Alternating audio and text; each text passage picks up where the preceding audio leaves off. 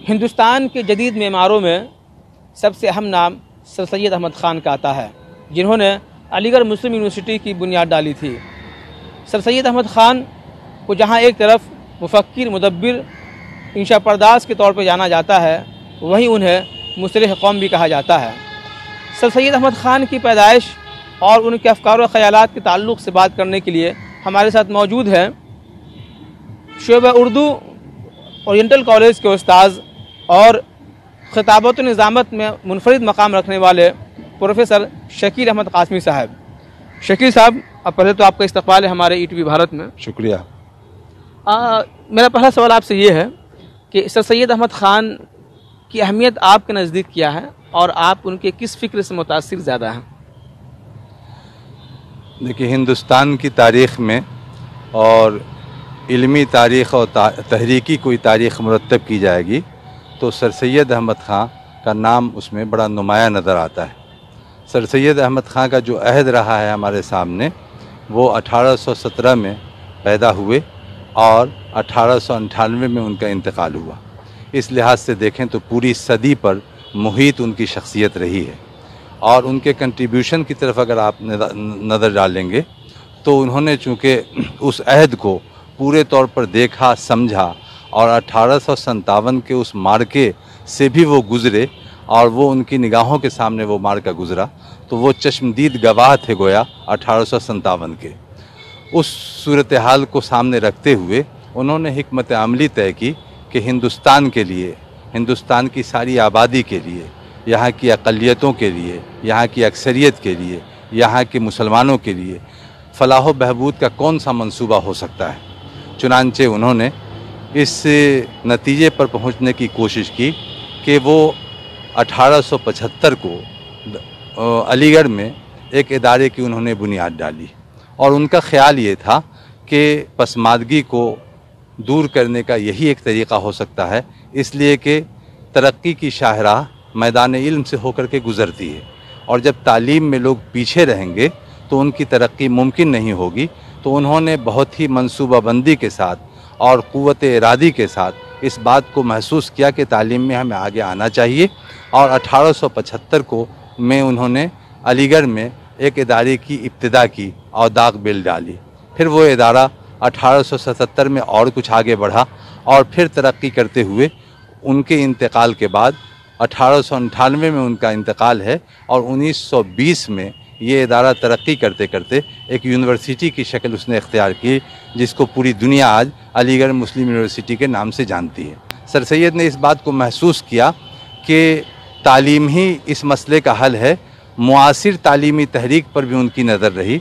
चुनांचे 1866 में दारुल देवबंद कायम हुआ और ये जानकर के आपको बड़ी मुसर्रत और ख़ुशी होगी कि दोनों के फाउंडर एक ही उस्ताद के तालिब इल्म थे।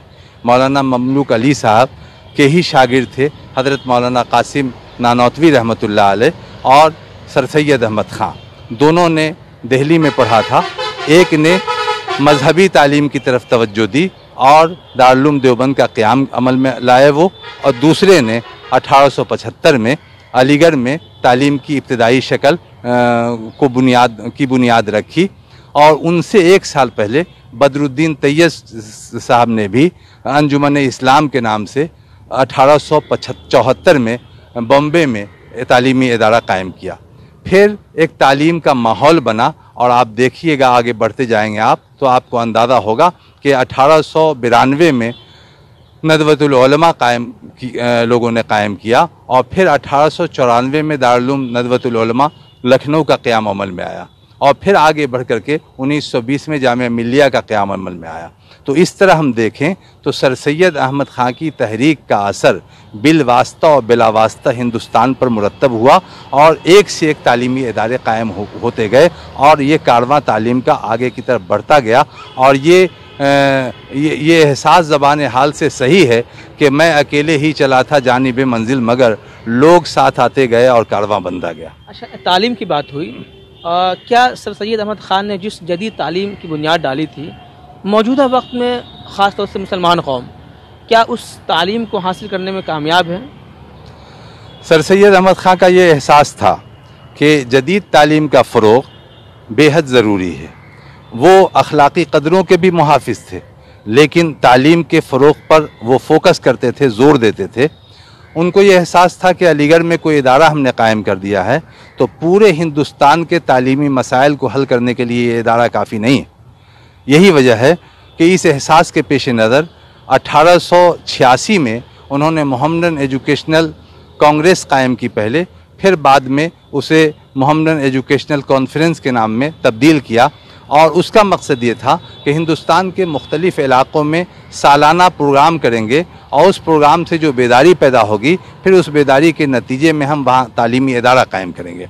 इस तरह हर इलाके में तालीमी इदारे की बुनियाद डाली जाएगी और तालीमी इदारा आगे की तरफ बढ़ता जाएगा। और आपको खुशी होगी कि पटने में भी उनका सफ़र पटना का हुआ और 1877 में एक दफ़ा वो आए और 1883 में एक दफ़ा आए और यहाँ भी उन्होंने मोहम्मदन एजुकेशन कमेटी कायम की और उसी कमेटी के ज़ेरे इंतज़ाम Mohammedan Anglo Arabic high school Patna city में कायम हुआ 1884 में। और फिर उसी कमेटी के तहत ओरिएंटल कॉलेज पटना सिटी वो 1964 में कायम हुआ। वो मोहम्मदन एजुकेशन कमेटी के ज़ेर एहतमाम और सर सैयद की कोशिशों काविश का बिलवास्ता और बिलावास्ता नतीजा था।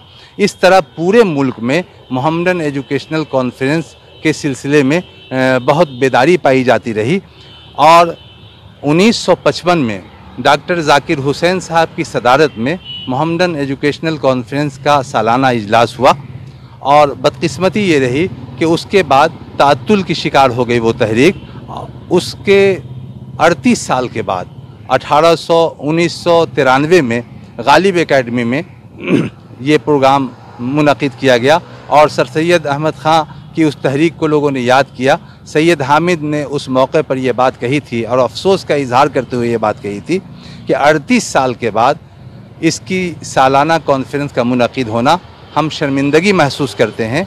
सर सैयद का ख्वाब था कि पूरे हिंदुस्तान में तालीमी तहरीक ज़ोर शोर से चलाई जाए। सर सैयद अहमद ख़ान ने जहाँ असरी उलूम की तरफ उनकी तवज्जो थी, क्या दीनी उलूम की तरफ भी उनकी कोई खिदमत है? देखिए, सर सैयद का नज़रिया जैसा कि हमने आपसे अर्ज़ किया कि मौलाना ममलूक अली के शागिर्द दोनों थे। ज़हनी तरबियत दीनी और दुनियावी दोनों एतबार से हुई थी। तरजीहात का मसला था दोनों के सामने। उनके एक साथी ने दारुल कायम किया और इन्होंने जदीद तालीम के फ़रोग़ के लिए अलीगढ़ में उस इदारे का क़याम किया जो आज की मौजूदा शक्ल में आप मुस्लिम यूनिवर्सिटी कह सकते हैं। तो सर सैयद अपने फ़िक्र व ख़याल के एतबार से मजहबी आदमी थे। ज़रूरत के लिहाज से वो जदीद तालीम को प्रमोट करना चाहते थे, इसको आगे बढ़ाना चाहते थे। और लोगों को मुगालता है कि शायद मजहबी अफराद से उनकी दूरी थी। मौलाना कासिम नानौतवी रहमतुल्लाह अलैह को, जो उनके साथी थे, उनको उन्होंने ख़त लिखा था कि मैं अलीगढ़ में शोबे दीनियात कायम करना चाहता हूँ और ये चाहता हूँ कि उसका निसाब भी आप तय कर दीजिए और आप किसी नुमाइंदे को भेज दीजिए कि शोबे दीनियात को वो संभाल ले। यहाँ मौलाना कासिम नानौतवी रहमतुल्लाह अलैह ने उनकी इस ख्वाहिश का एहतराम करते हुए मौलाना अब्दुल्ला गाज़ी साहब को अलीगढ़ मुस्लिम यूनिवर्सिटी भेजा। मौलाना अब्दुल्ला गाज़ी साहब ने शोबे दीनियात का निसाब भी मुरतब किया और तालीम देने का सिलसिला भी वहाँ कायम किया। तो इससे ये अंदाज़ा होता है कि वो बक़द्रे ज़रूरत दीनी तालीम की शमूलियत पर ज़ोर देते थे और फोकस था उनका कि जदीद तालीम में मिल्लत आगे बढ़े और आगे बढ़ कर के वो अपनी ज़िंदगी को ठीक ठाक कर सके, इसलिए कि तालीम के ज़रिए ही उनके अंदर इस्लाह पैदा होगी। मौजूदा वक्त में जो तालीमी इताअत का जो मामला है, क्या आपको लगता है कि ऐसे वक्त में सर सैयद एक नहीं कई सर सैयद जैसे इफ़कार और ख़याल और हिम्मत लाने की ज़रूरत है लोगों में? ये बहुत अहम सवाल है आपका। हमें ऐसा महसूस होता है कि पहले के मुकाबले में सर सैयद की असरी मानवियत कुछ ज़्यादा बढ़ गई है और इसका तकाज़ा हो रहा है पूरे मुल्क में कि उनके अफ़कार व ख़यालात से इस्तिफ़ादा किया जाए। साउथ इंडिया में मुमताज़ अहमद ख़ान साहब ने, अल अमीन तहरीक ने और दूसरे तालीमी इदारों ने कुछ तेज़ी से काम करने की कोशिश की है और वो बहुत कामयाबी के साथ आगे की तरफ बढ़ रहे हैं और काम उनका बहुत मुनज़्ज़म है। नॉर्थ इंडिया में काम की अभी ज़रूरत बाकी है और मंजरनामा ये है कि सचर कमेटी ये कहती है कि 1 लाख कोई हरीजन बच्चा अगर तालीम हासिल करना शुरू करता है तो 437 बच्चे ग्रेजुएट तक पहुंचते हैं। और अगर 1 लाख मुसलमान बच्चा तालीम हासिल करना शुरू करता है तो वो सिर्फ 38 बच्चे ग्रेजुएट तक पहुंचते हैं। तो हमारे यहाँ तालीमी एतबार से पसमादगी भी है, ड्रॉप आउट भी है और मिल्लत बहुत पीछे जा रही है तालीम में।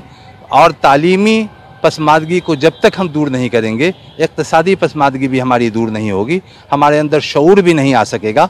इस एतबार से सर सैयद के उस ख्वाब को और सर सैयद की उस ख्वाहिश को बहुत तेज़ी के साथ फैलाने की ज़रूरत है। इस मौके पर मैं जामिया मिल्लिया के अबनाए क़दीम, दारुल देवबंद के अबनाए क़दीम, मुस्लिम यूनिवर्सिटी के अबनाए क़दीम, नदवतुल उलमा के अबनाए क़दीम और जितने मुमताज़ तालीमी इदारे हैं मुल्क में, उन सब के अबनाए क़दीम से इस मौके पर गुजारिश करना चाहता हूँ कि वो सर सैयद की उस फ़िक्र को समझते हुए और हालात की संगीनी को महसूस करते हुए बहुत मुनज़्ज़म अंदाज में तालीमी तहरीक को आगे लेकर के चलें और सर सैयद की वो तहरीक जो ज़रा खामोश सी हो गई है उसके अंदर ज़िंदगी लाएँ, उनकी नशत सानिया करें और तेज़ी के साथ तालीम के मामले को आगे बढ़ाने की कोशिश करें।